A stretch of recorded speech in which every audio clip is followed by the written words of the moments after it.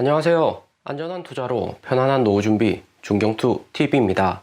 네, 6월 16일 목요일입니다. 비트코인 22,400달러 플러스 4.1%, 이더리움 1,200달러 플러스 4.9%, 에이다 플러스 14%, 리플 플러스 6%, 솔라나 플러스 20%, 메인 알트코인 위주로 강하게 반등이 나왔고요. 6월 16일 새벽 가장 중요한 미국 FOMC 금리 인상 발표가 있었습니다. 75bp 역대급 금리 인상으로 시장 예측치 50bp 빅스텝 넘어서 자이언트 스텝으로 3단계나 더 높게 금리 인상을 했고요. 금리 인상 75bp로 시장 예측치 50bp보다 더 높게 나왔는데도 코인이 단기에 반등 나와서 이상하다 하실 수도 있겠지만 이미 비트코인, 이더리움 위주로 3만 달러에서 30% 넘게 하락을 많이 했었고요. 선반영이 어느 정도 되어 있고 시장의 불확실성 악재가 해소되면서 살짝 반등이 온 거다 볼 수 있습니다. 그리고 비트코인 위주로 거래량이 폭발해서 다수의 세력이나 개인들이 비트코인 위주로 매수를 시작했고요. 2만 달러 하락 이후 6월 14일 6월 15일 거래량 안 붙고 횡보를 했지만 이번 시장 불확실성 해소로 인해서 세력들이 매수를 많이 했다 볼 수 있습니다. 그런데 중경투가 말하는 것은 비트코인이지 알트코인이 아니고요. 비트코인 도면스 42.6%로 6월 11일 45.6%보다 3% 더 낮아졌고 이더리움 도미넌스도 낮아진 상태로 개인 투자자들 위주로 알트코인을 매수했다는 거죠. 비트코인, 이더리움 반등에 알트코인은 따라서 더 크게 반등 올 줄 알고 알트코인에 매수를 집중적으로 했는데 여기서 알트코인 투자 추가로 하시는 것은